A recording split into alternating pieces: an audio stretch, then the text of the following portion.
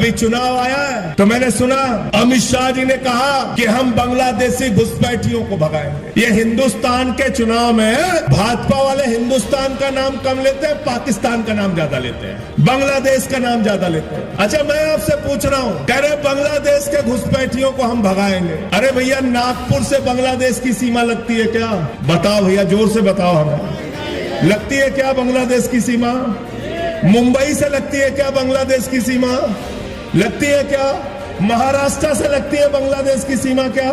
छत्तीसगढ़ लगती है, मध्य प्रदेश लगता है, बांग्लादेश तो नहीं लगता। नहीं लगता ना। 10 साल से किसकी सरकार है केंद्र में? मोदी जी की। बांग्लादेश की सीमा किससे लगती है? असम से लगती है, त्रिपुरा से लगती है। केंद्र में भी बीजेपी की सरकार, असम में भी बीजेपी की सरकार, त्रिपुरा में भी बीजेपी की सरकार। मुझे जरा बताओ, जब बॉर्डर की सुरक्षा मोदी जी आपके पास है, अमित शाह जी आपके पास है, तो बांग्लादेश से मुंबई और नागपुर कोई बांग्लादेशी कैसे आता है? इसका जवाब दो, इसका हिसाब दो, मैं आपसे पूछना चाहता हूं। और कह रहे बांग्लादेशी घुसपैठियों को भगाएंगे, तो मैंने कहा 10 साल से यहाँ पे ओबामा की सरकार थी कि ट्रंप की सरकार थी? 10 साल से किसने रोका था तुमको? क्यों नहीं भगाया बांग्लादेशी घुसपैठियों को? चुनाव में तुमको बांग्लादेशी घुसपैठियां याद आता है। अब मोदी जी जब बांग्लादेश के 50 साल पूरे हो जाते हैं, शेख हसीना जी उनको बुलाती है, शरद पवार जी को नहीं बुलाती, उद्धव ठाकरे जी को नहीं बुलाती, अरविंद केजरीवाल को भी नहीं बुलाती, वो बुलाती हैं नरेंद्र मोदी जी को। नरेंद्र मोदी जी वहां जाते हैं तो कहते हैं मैंने बांग्लादेश की आजादी में जेल काटी है। बोला था मैं बांग्लादेश की आजादी का योद्धा हूं